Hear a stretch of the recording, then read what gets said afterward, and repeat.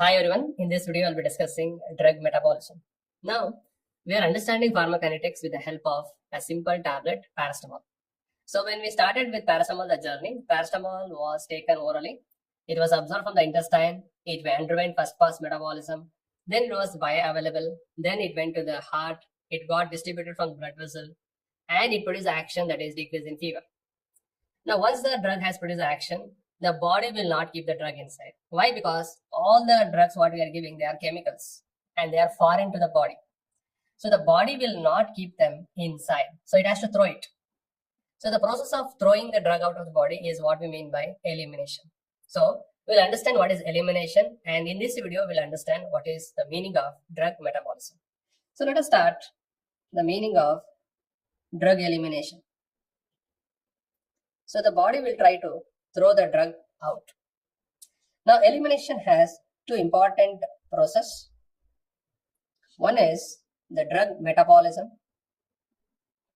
One is called the drug metabolism and one more is called the drug excretion part. Now there is a term for metabolism. The term is called as biotransformation. Now what do we do in metabolism? Now please understand why the drug stays inside the body, because it is lipid soluble. Now you know general pharma, if I make it water soluble, the drug is easy to throw it out, easy to get cleared out. So the purpose of metabolism is to make a drug which is lipid soluble into water soluble. Now what happens if it is water soluble? It is easily cleared out of the body. It is easily cleared out. So the purpose of metabolism is to convert lipid soluble drug into water soluble drug and easily thrown out of the body. That is metabolism. Now metabolism is also called by one more name. The other name for that is biotransformation. It is also called as biotransformation. Now why it is called biotransformation? You read the term transformation. What do you transform? You are converting lipid soluble into water soluble. And who is doing that? Biology. Our body system is doing that. That's why it is also called as biotransformation. Correct? Now, who will do this job in our body? Now, this job is mainly done by, the metabolism is mainly done by liver. That is a major organ. Mainly. Apart from liver, there are certain enzymes present outside the liver. For example, they may be present in intestine. They may be present in placenta. In case of pregnant women, they are also undergoing metabolism, but major seat of metabolism is obviously liver. You have studied in biochemistry also. Now, if it is done in the liver, who will do this job in the liver? In the liver, we have liver cells, that is hepatocytes. In the hepatocytes, we have enzymes. Mainly, there are two types of enzymes we need to understand. What are those? One is called as the microsomal enzymes. One is the microsomal enzymes. And one more, they are called as non-microsomal enzymes. So we'll understand them later. Remember, there are two types of enzymes for metabolizing a drug. One is microsomal and one more is non-microsomal enzymes. Non-microsomal enzymes. Now there are two phases of metabolism. There is phase 1 and phase 2 metabolism. There are two phases of metabolism. One is called phase 1 and one is called phase 2 metabolism. We'll understand that later. So this is the meaning of biotransformation. It is also called as the drug metabolism. So the major site is liver. In the liver enzymes, we have two types of enzyme, microsomal and non-microsomal. There are two phases of metabolism, phase 1 and phase 2. Sir, is it always a rule that elimination should be having metabolism, then the drug will undergo excretion? Is it a rule? Not necessary for few drugs. Few drugs, they don't undergo metabolism. So the drugs will not undergo metabolism. They are eliminated as such. So what are the drugs which undergo direct excretion without metabolism? Without metabolism. They don't undergo any metabolism, but they are directly excreted as such. The drug will come out like that. Examples for them, very, very important. The example is the favorite drug, cetirizine. Cetirizine will come out of the urine as cetirizine only. One more group of antibiotics, and they are called as amino. They are called as amino glycosides. So these are excreted as such without any metabolism. So that's the reason elimination means drug can come out without metabolism also, but in some rare cases. Now there is one more special type of elimination. The drug undergoes one more special type of elimination. The name is called Hoffman's elimination. It is called as Hoffman's elimination. So it is called as Hoffman's elimination. So what do you mean by that? Now it's a chemical reaction. So there what happens? There is spontaneous molecular rearrangement of the drug. Spontaneous molecular rearrangement of the drug. So this is just a spontaneous molecular rearrangement, and this doesn't depend on the liver or kidney or anything else. So this is a special type of metabolism, that is elimination process for two drugs. One is called atracurium and one more is called cis-atracurium. The name is called cis-atracurium. So they undergo Hoffman's elimination. The specialty is they don't depend on the liver or kidney for elimination. So the question here is, are they safe in liver failure? Yes. Are they safe in renal failure? Yes. So this is a special type of elimination called Hoffman's elimination. Please mark it. Okay, so we understood the initial aspect, that is metabolism, and what are the other aspect, that is Hoffman's elimination, and certain drugs can get eliminated without metabolism also. Yeah. Okay, so let us start our journey. Let us understand the concept of biotransformation. So let us understand the concept of biotransformation. I told you, transformation means you are converting a drug from lipid soluble into water soluble, and the major site is liver.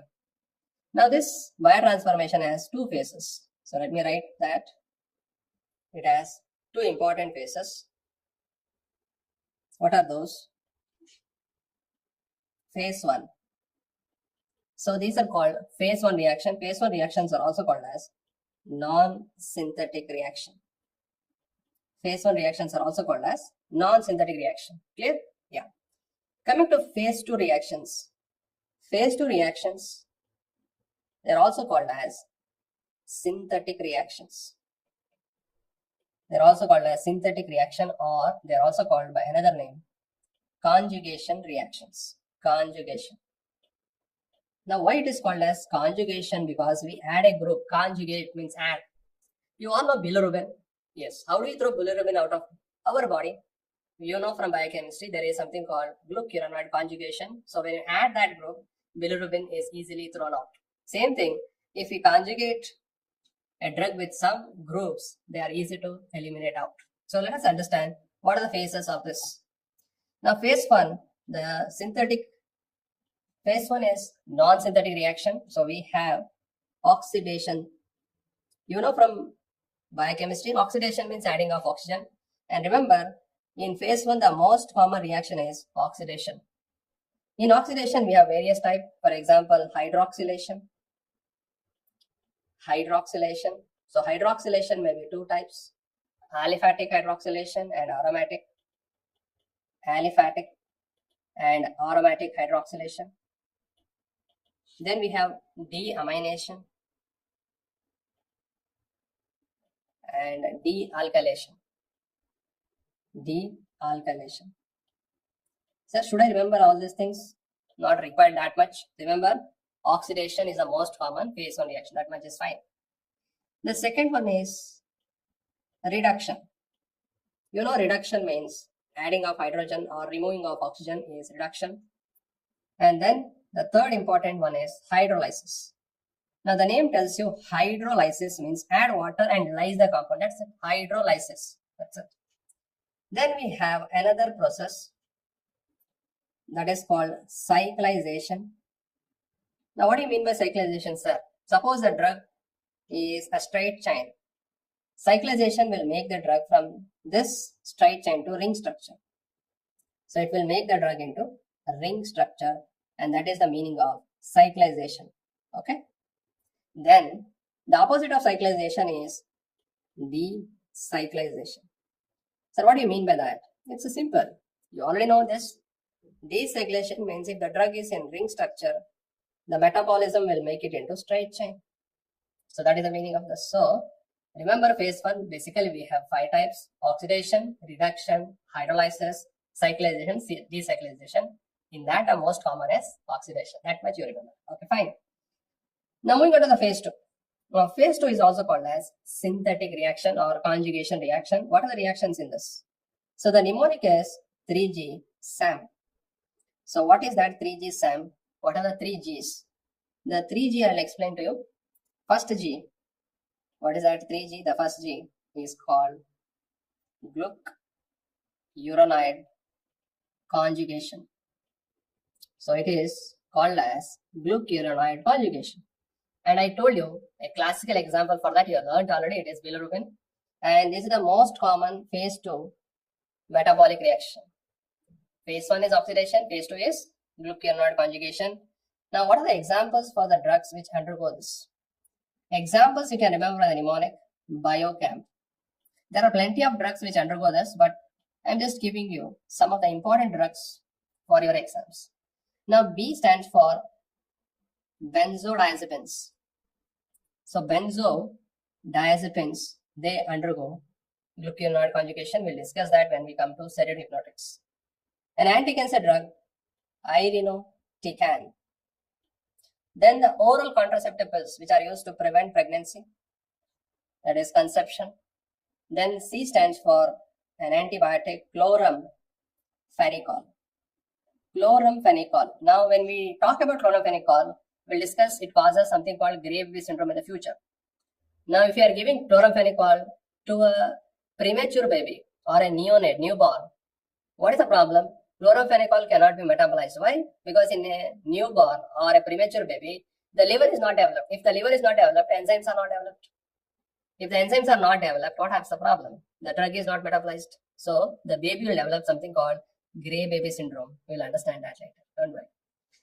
Then we have atazanavir. Then atorvastatin. M for morphine, an opioid drug. Morphine. And metronidazole.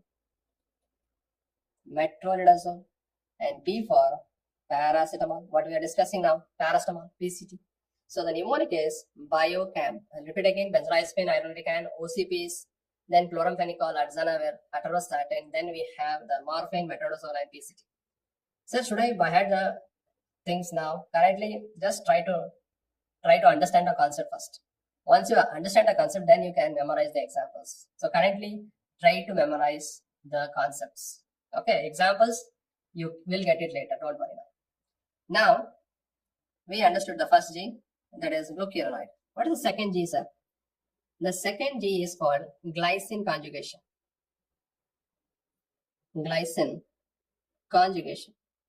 Sir, which drug will undergo that? One example I will give you. The name of the drug is aspirin. The name is called aspirin. One more G. So we have 3 Gs, right? So one more is called glutathione. So the glutathione conjugation is, the classical example is, yes, the drug what we are discussing is paracetamol. So paracetamol undergoes that. So we know the 3G. Now what is the next one? SAM. Yes for the sulfate conjugation. Sir, who will undergo this sulfate conjugation? Again, the classical example is paracetamol. Sir, what are we understanding from this? Remember, a drug can undergo multiple conjugation reaction. The classical example is paracetamol. You can see paracetamol is undergoing glutathione, sulfate, glucuronide conjugation also. So, sulfate conjugation is paracetamol and a antihypertensive drug by the name methyl-dopa. Then we have another one, A for the drug undergoing acetylation. Now, remember, these are all done by enzymes. So, what is enzyme? Enzymes are proteins. And where do you get proteins from? The genetics. So, there is something called genetic problems. We call it as pharmacokinetics. So, the acetylators may be 2 types. They may acetylate slow. So, we call them as slow acetylators. Or they may be fast acetylator depending on the enzyme. How much do they have in their body? If they have lesser enzyme, they are slow acetylators. If they have more enzyme, fast acetylators. We'll discuss that later. So it's a pharmacogenetic variation, and we have a separate video for that where we have discussed what is the meaning of pharmacogenetics. Now, what drugs undergo this? Example. So, example is the ship drugs. So, what do you mean by ship drugs? S stands for sulfonamides. They are called as sulfonamides. Yes, sir. H for hydralazine. Hydralazine. It's an antihypertensive drug. I for isoniazid. Isoniazid. And what is P for? P for an antiarrhythmic called procainamide. So along with sulfonamide, we can add one more sulfone, which is used in leprosy, dapsone. So they all undergo acetylation reaction. So we are done with 3G. 3G. Number one, most common is glucuronide, then glycine, glutathione, then sulfate and acetylation. So please remember the examples for mainly acetylation and glucuronide conjugation. Yeah. Then moving on to the last one. The last one is called M. What is M for? Methylation. So adding the methyl group is methylation. You know the classical example. To convert noradrenaline into adrenaline is a classical example of methylation. Yes.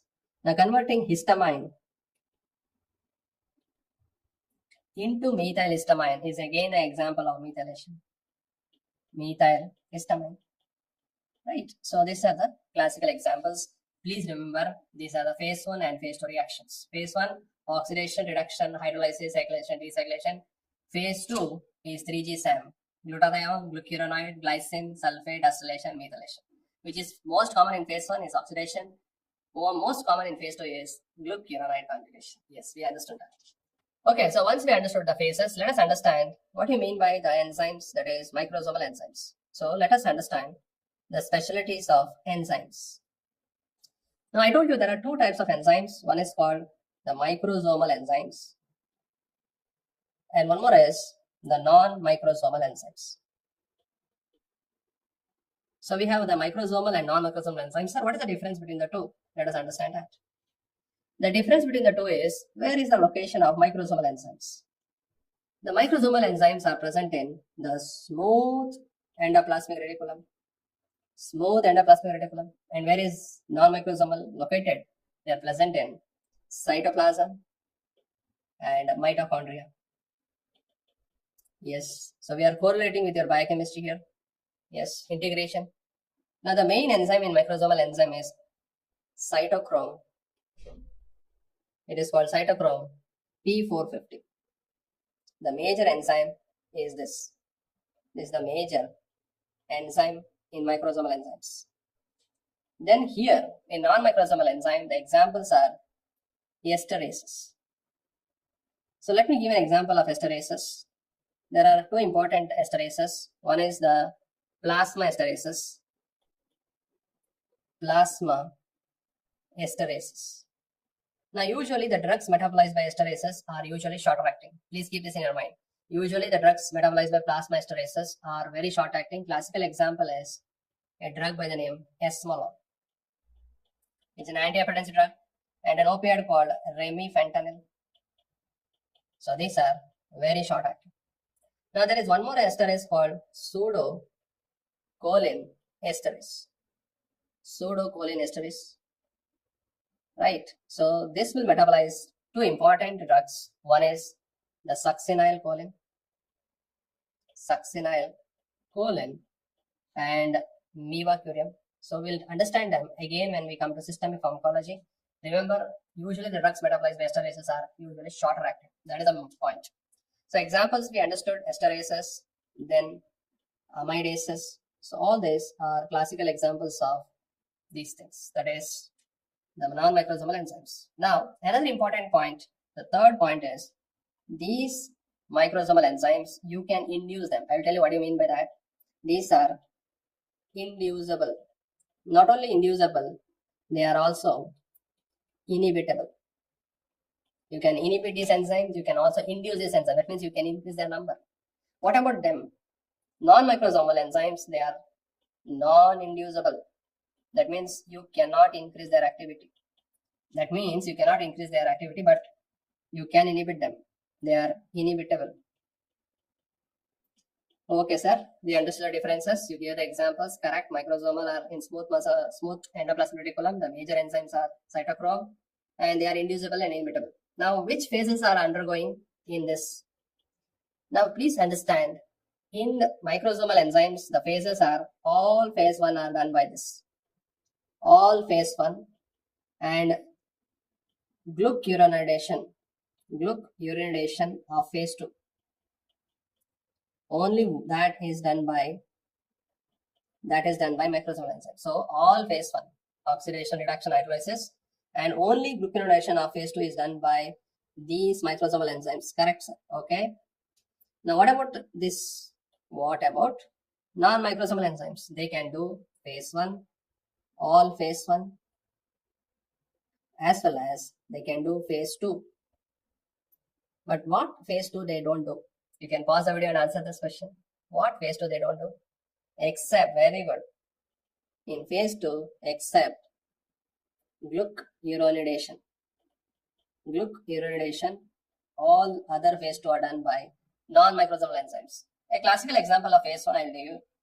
So there are enzymes called MABO, monoamino oxidase, and an enzyme which will metabolize the alcohol, for example, alcohol dehydrogenase. So these are non-microsomal enzymes. Yes. So simply you remember, you have studied that in biochemistry. Microsomal enzymes are mainly cytochrome enzymes. They are inducible and inhibitable, and all phase 1 and only phase 2, that is only phase 2 reaction that undergoes microsomal enzyme reaction is glucuronide. Non-microsomal, they are present in mitochondria and cytoplasm. They can only be inhibitable, they are not inducible. Esterases, amidases, oxidases, dehydrogenases. So all phase 1 and all phase 2 except glucuronidation. The question is, will phase 2 be done by microsomal enzymes? No. What about phase 1? Yes, phase 1, both microsomal and non-microsomal can do that job. Glucuronidation is exclusively by microsomal enzymes. So depending on this only, the questions will come in your exams. Okay? Yeah. Okay, sir. We understood the point. Okay, so once we understood the difference between microsomal and non-microsomal enzyme, let us understand the specialty of cytochrome enzymes. So let me tell you about the cytochrome enzymes. So we call it as cytochrome P450.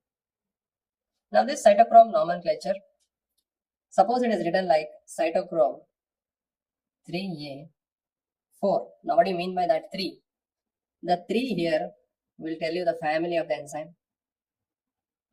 And what does A tell us? A tells us the subfamily. And 4 is going to tell us the isoenzyme of this, and you have studied that in biochemistry. So that is the nomenclature of cytochrome. And remember, these enzymes are going to metabolize majority of the drugs in our body. So there are subtypes of this. I have written one type, cytochrome 3A4. Now let me write the various types for you. Let me write here. So the first one what I am going to write is the enzyme cytochrome 1A 1 bar 2. So family, subfamily, isoenzyme 1 or 2. Now what drugs are metabolized by this? So A is the first letter. So when you get up in the morning, you drink tea and coffee. So obviously the theophylline, and caffeine, these are metabolized by the cytochrome 1A 1 bar 2. And also, if you correlate pathology, the pro-carcinogens. What is pro-carcinogens? If you activate them, they become carcinogens. They are also metabolized by cytochrome 1A 1 bar 2. Okay. Then cytochrome 3A 4 bar 5. Now this is the one most common drug metabolizing enzyme in cytochrome. Most common. More than 50% of drugs metabolized by these enzymes. More than 50%. So mark this. The name is cytochrome 3A 4 bar 5. That is the most common, more than 50%. Then the next one is cytochrome 2B6. It is called as 2B6. So it will metabolize an anti-HIV drug. The name is called nevirapine. Then efavirenz. These are the anti-HIV drug. And an anti-cancer drug by the name cyclophosphamide. I know these are factual, but you need to understand. But the main point you need to keep in your mind is the major metabolizing enzyme is cytochrome 3A4 bar 5. Next, the next important one is cytochrome 2C9.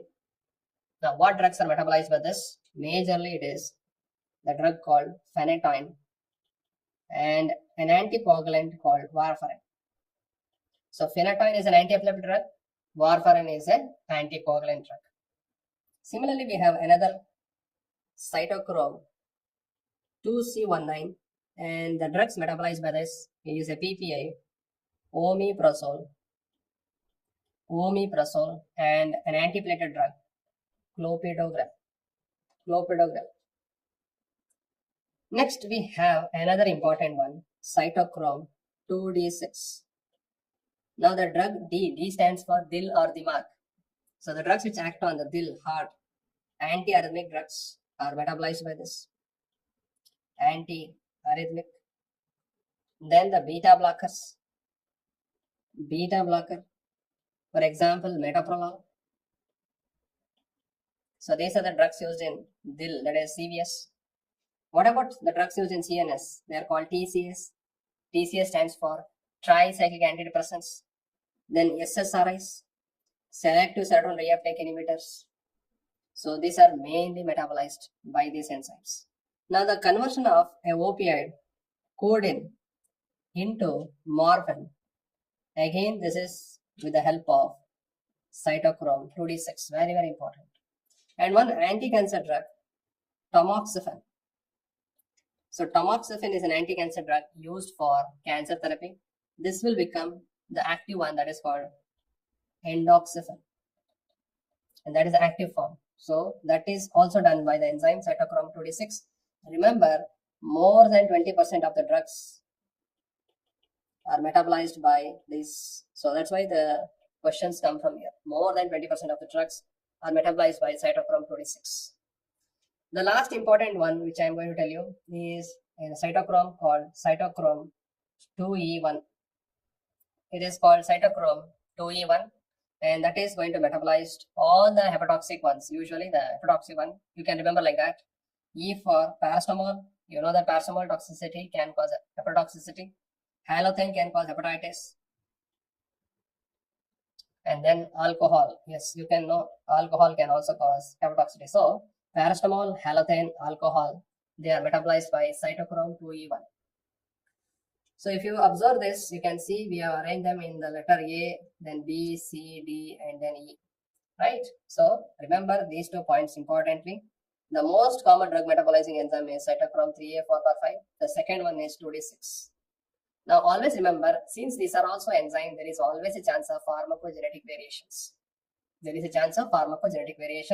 So that is about the nomenclature and what are the enzymes and what are the major drugs which they metabolize, and we are given the list for that. So let us understand one more important aspect. I told you when I told microsomal enzymes can be inducible as well as inhibitable. What do you mean by that? So let us understand that term. Let me write the microsomal enzymes. Microsomal enzymes, they can be 2 things. They can be inducible, that is called induction, or they are inhibitable, that is called inhibition. So microsomal enzymes can be induced or inhibitable. So what do you mean by induction? Now suppose I use a drug.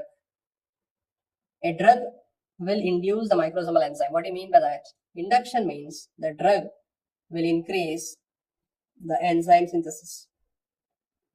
The drug will increase the enzyme synthesis. Now you tell me, what happens if enzymes are more? Will the metabolism become slow or fast? Obviously, if more enzymes means more metabolism, so there will be increase in drug metabolism. Now what happens if drug is metabolized more? Will the drug level fall or increase? Obviously, if it is metabolized faster, there is decrease in drug level. Now if the drug level falls, will the drug work correctly or will the drug fail to work? Yes, obviously when the drug levels decrease, there is drug failure. Okay, sir.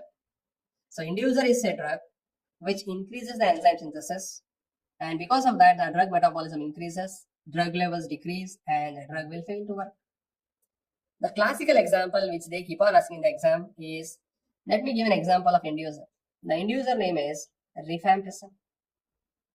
Now what happens if I use rifampicin? It's an enzyme inducer. Rifampicin is a drug used to treat tuberculosis. If I use rifampicin, let us understand the interaction now.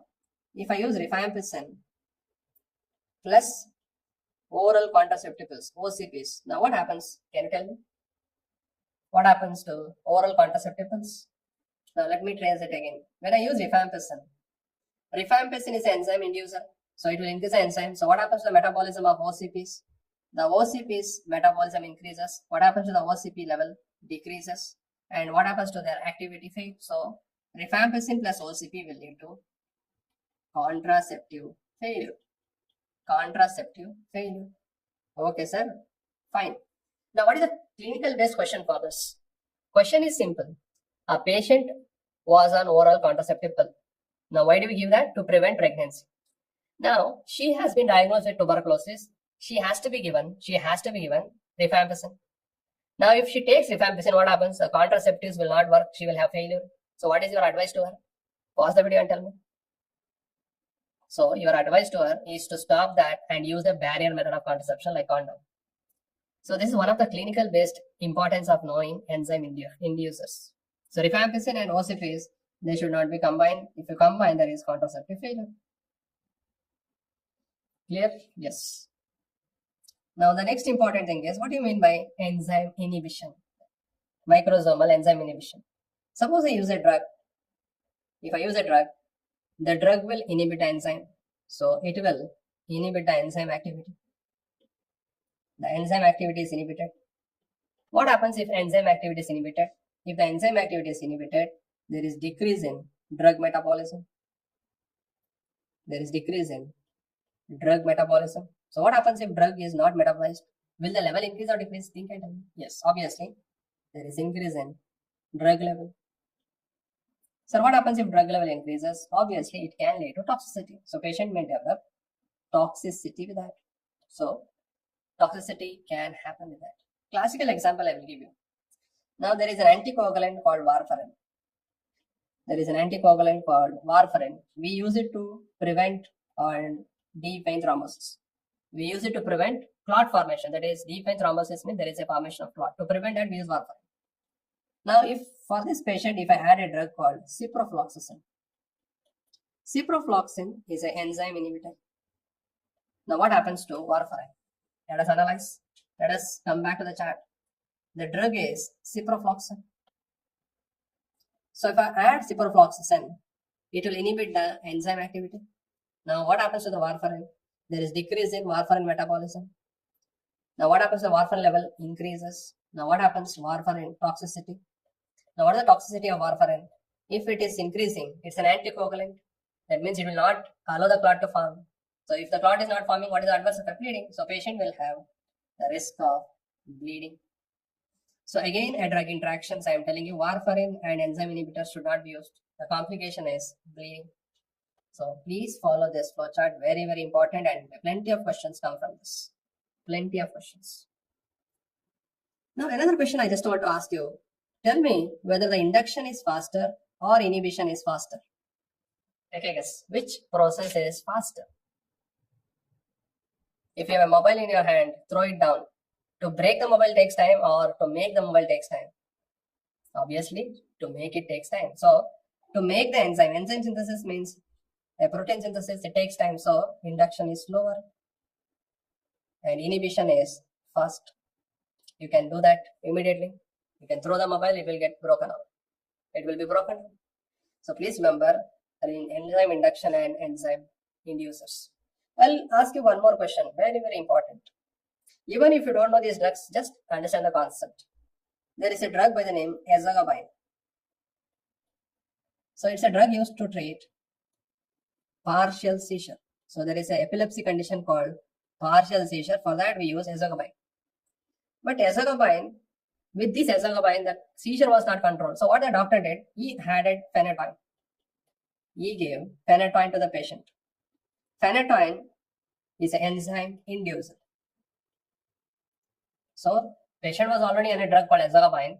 Now it was not controlled by ezogabine, so doctor added one more drug, phenytoin, but it is an enzyme inducer. Now the question is, when he is adding phenytoin, should he give the normal dose of ezogabine?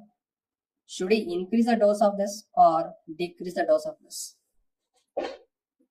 Yes. Pause the video and try to answer this. Now what happens if I give normal dose? If I give normal dose, it's an enzyme inducer. What happens? And the enzyme inducer will metabolize it faster. Now what happens to drug level? There is decrease in drug level. Now if the drug level decreases, the drug fails to work. So what should I do? I cannot give the normal dose. So what should I do is I have to increase the dose and give. If I increase the dose and give, the drug level will not decrease and the drug will still work. So in this case, we have to increase the dose of ezogabine. So these are the application part which keeps on appearing in your exams. So all the three examples what I given, all have been asked in exams. Very, very important. So I told you what is slower and what is faster. Sir, okay sir, you told fine. Then what are enzyme inducer? What are the drugs? And what are enzyme inhibitors? What are the drugs? Let us understand that. So examples of enzyme inducers, let me give them first. Enzyme inducers, the examples, the mnemonic is new, scrap, new scrap, it is called GPS. New scrap, GPS. So what is that, sir? N stands for nevirapine. Now nevirapine is an enzyme inducer. It is also called as autoinducer. Meaning of autoinducer means it will metabolize, it will increase its own metabolism. That's the meaning of autoinducer. S for smoking. Now smoking is enzyme inducer. Now why smoking causes cancer? Because smoking stimulates an enzyme called cytochrome 1A, 1 bar 2. Now what happens if you stimulate that? You know that it is pro-carcinogens. What do you mean by pro-carcinogens? They are the one which can cause cancer, but they are not active. They are made interactive by this carcinogens. So smoking is an enzyme inducer. So it can stimulate this cytochrome 1A, 1 bar 2. So pro-carcinogens becomes carcinogens. Another anti-epileptic drug by the name carbamazepine. Now remember, this is also an autoinducer. Autoinducer. R for an anti-TB drug, rifampicin. A for alcohol. Now remember, in alcohol, is it acute alcohol or chronic alcohol? So we are discussing induction. So obviously it's a slow process. So it should be chronic alcoholism. Now that's a similar thing. I can give an example in the life. What happens initially when people start drinking, for a small big only they will get a kick. But later they have to drink more and more to get the kick because the enzymes get induced. So more enzymes means alcohol is also metabolized. So they don't get a kick.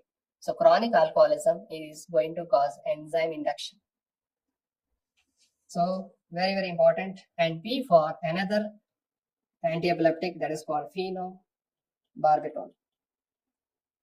And G for an anti-fungal drug, griseofulvin.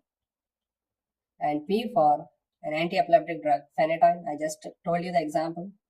And M for a herbal plant that is called St. John's wort. So St. John's wort in the Western countries, it is used as antidepressant drug. It is used as antidepressant. So it's a herbal preparation. So the mnemonic is new scrap, GPS, nevirapine, smoking, carbamazepine, rifampicin, alcohol. Remember, chronic alcoholism, phenobarbital, griseofulvin, phenytoin, and herbal drug, St. John's wort. These are inducer and it's a slower process. So once we know the inducers, let us understand the inhibitors. So microsomal, what I am telling you is microsomal enzyme inhibitors. So what are the examples for that? So the mnemonic, before I come to the mnemonic, first let me write the drugs only. I stands for isoniazid. It's an anti-TB drug. AM. So what does AM stands for? AM stands for azole group of antifungals like ketoconazole. Then alcohol. It is acute alcohol. Remember, acute alcohol is inhibitor. Acute alcohol means it's an immediate process only, right? So inhibition is faster. So that is the reason acute alcoholism and an antiarrhythmic drug, amiodarone. So I am, what are I doing? I am eating. So what does eating for? E for an antimicrobial. The drug is called erythromycin. I am eating what? What is that V for? A drug called verapamil.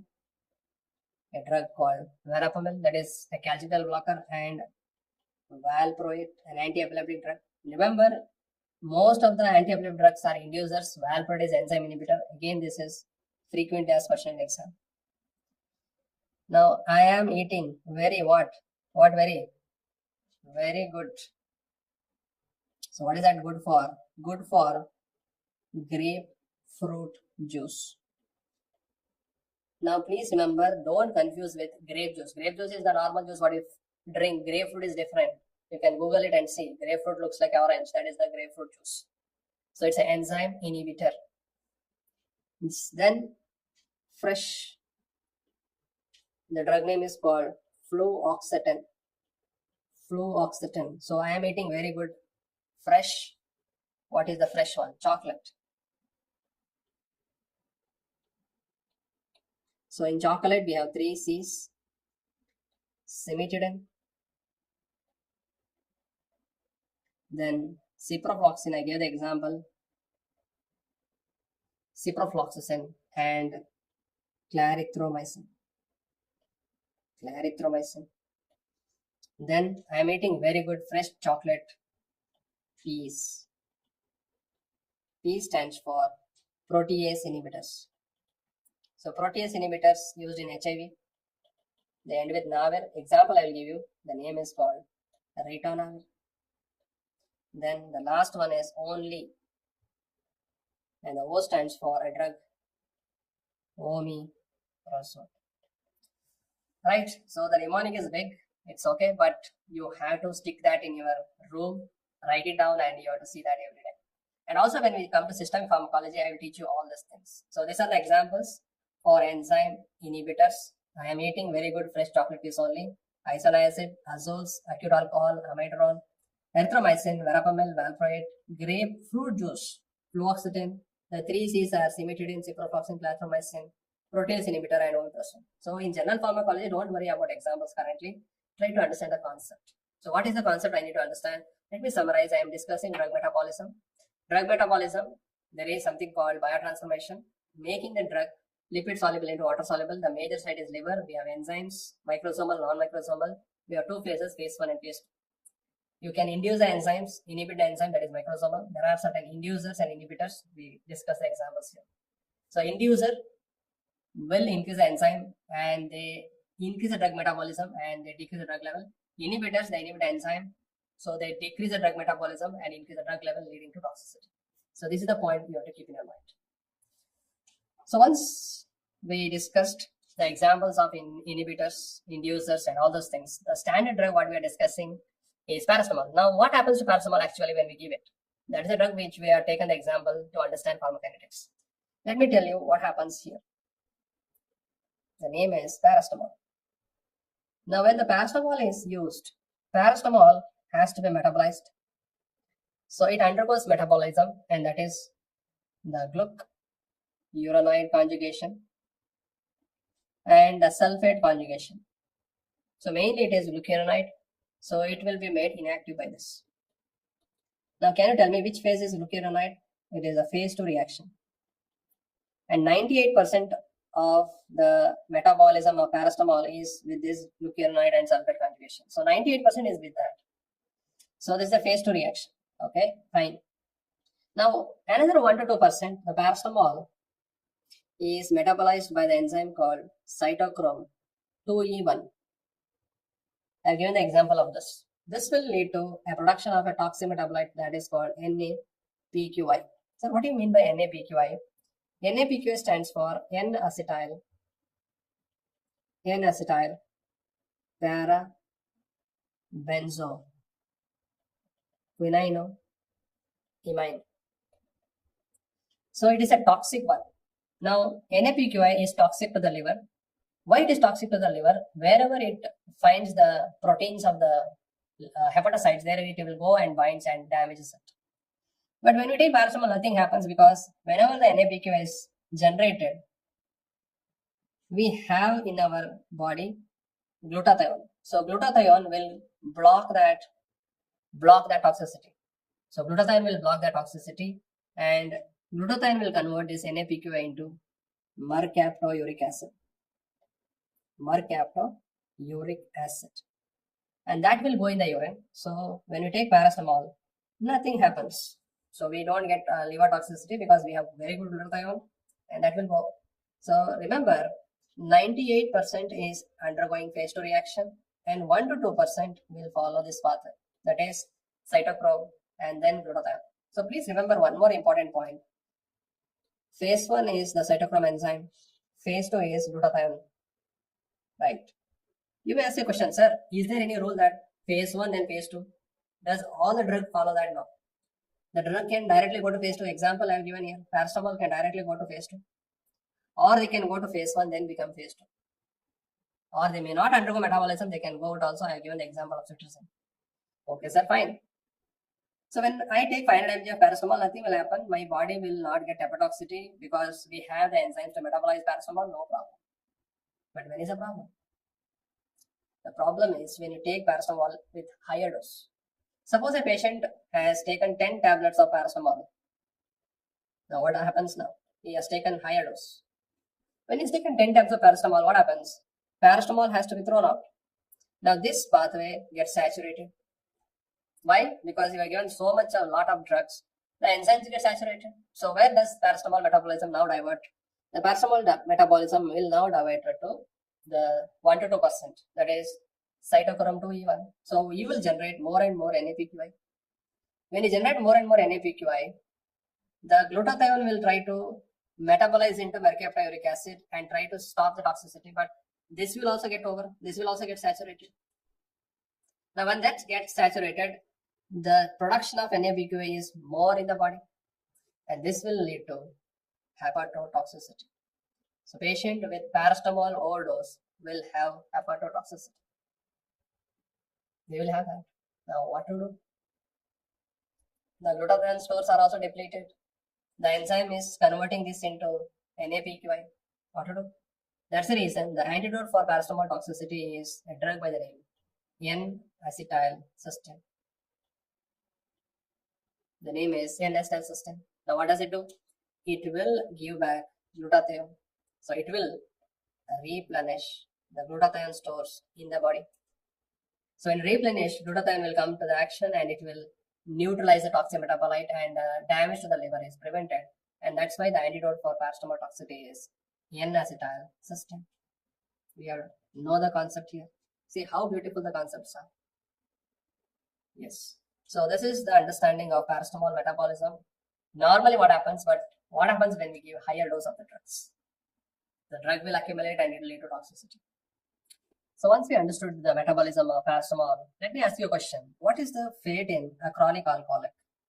Suppose a chronic alcoholic takes higher dose of paracetamol, will the damage be more or less?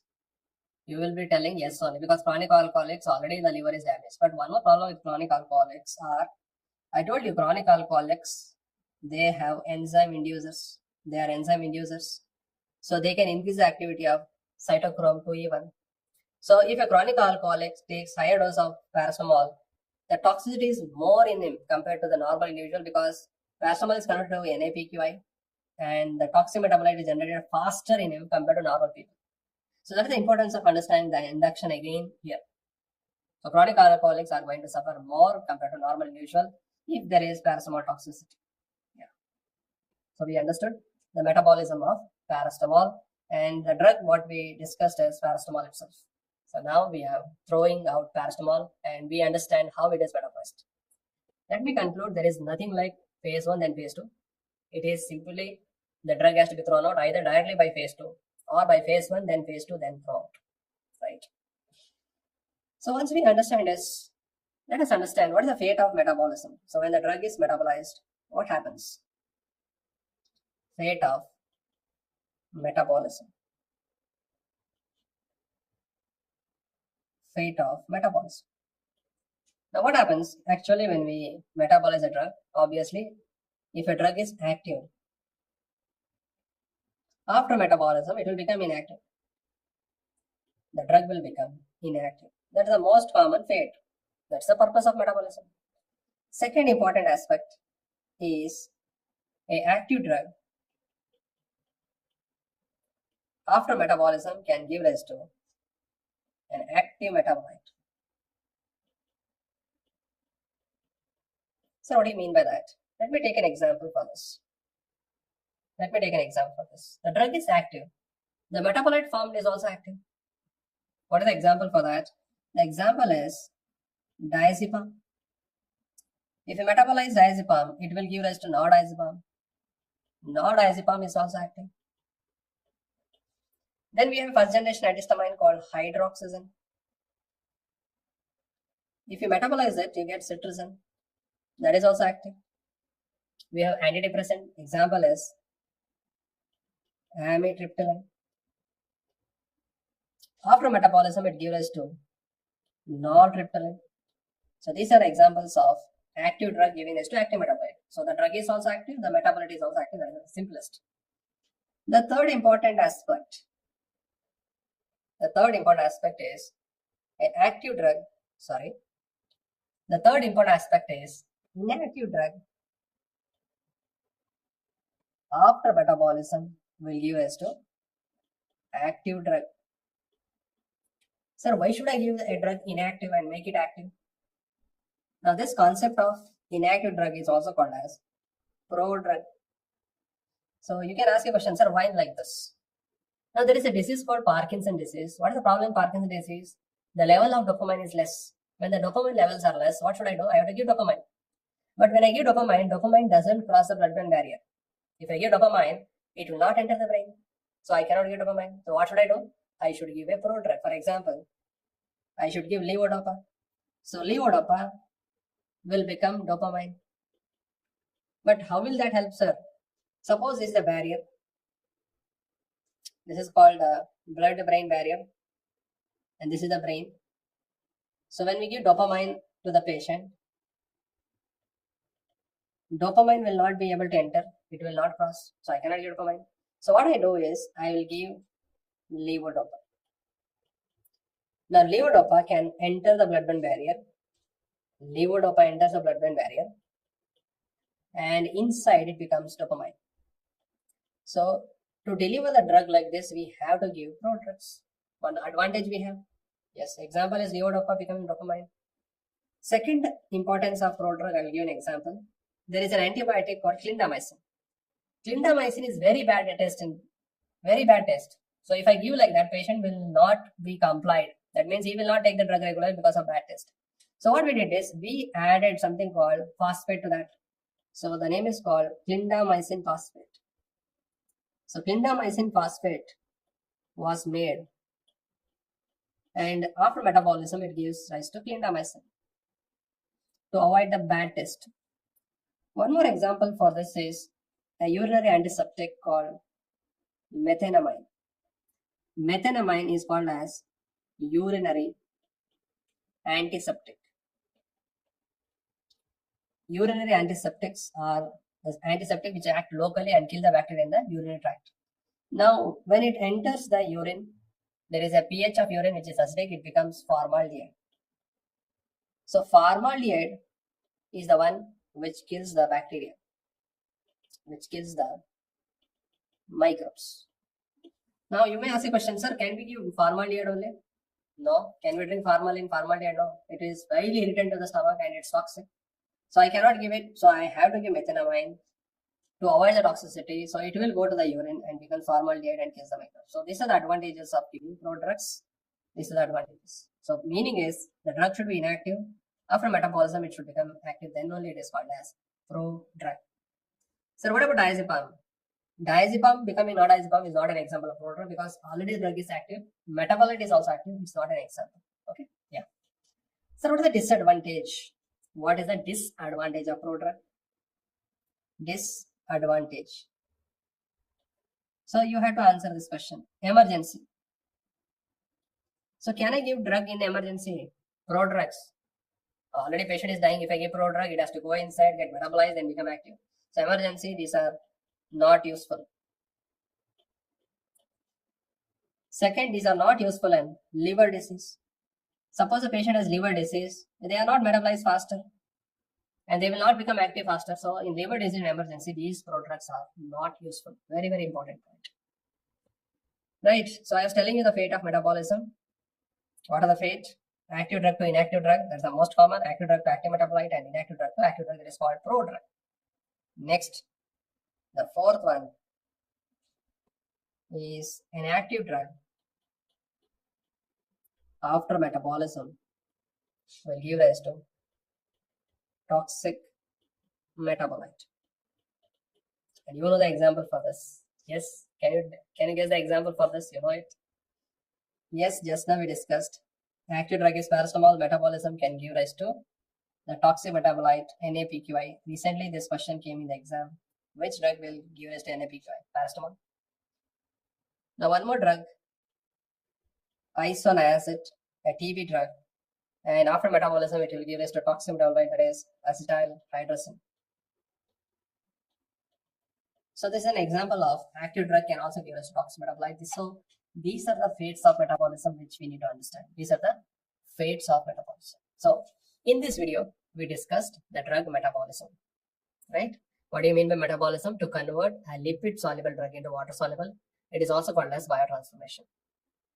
Now, in biotransformation, who is going to do that? Liver. That's the major site. Who in the liver? Enzymes. There are two enzymes, microsomal and non-microsomal. How many phases? Phase 1 and phase 2. Phase 1, we have 5 reaction, oxidation, reduction, hydrolysis, cyclization, decyclization. Phase 2, we have 3G7. The 3Gs are glucuronide, most common, then glutathione, then glycine, sulfate, acetylation, and methylation. Phase 1, what is most common? Oxidation. Phase 2, glucuronide conjugation. So some examples you have to remember. Then the microsomal and non-microsomal. Microsomal enzymes, mainly it is cytochrome enzyme. Phase 1 and glucuronide are by phase 1. Phase 1 and glucuronide are mainly by microsomal enzymes. Now, non-microsomal, they can only be inhibitable and they are going to cause the reaction, that is phase 1, phase 2, except glucuronide. Now, once you know this, there is an enzyme called cytochrome enzyme. The most common drug metabolizing enzyme in that is cytochrome 3A4/5. More than 50% drugs are metabolized. Now, then we understood microsomal enzyme. There is induction and inhibition. And induction means there is increase in enzyme synthesis. If there is more enzyme, more metabolism, there is decrease in drug level and drug failure. Rifampicin, OCPs. Enzyme inhibition, the enzymes are inhibited, so metabolism of drug decreases, the drug level increases, leading to toxicity. Example is ciprofloxacin and warfarin. Then we gave the examples of inducers and inhibitors. Then we understood the fate of paracetamol metabolism and the fate of metabolism of all the drug. So common fate is active drug giving rise to inactive one. Then active drug giving rise to active metabolite. Inactive drug giving rise to active drug, that is called prodrug. Active drug giving rise to toxic metabolite. Example is paracetamol giving rise to NAPQI. So that is about drug metabolism, and in detail we have discussed that. Thank you all.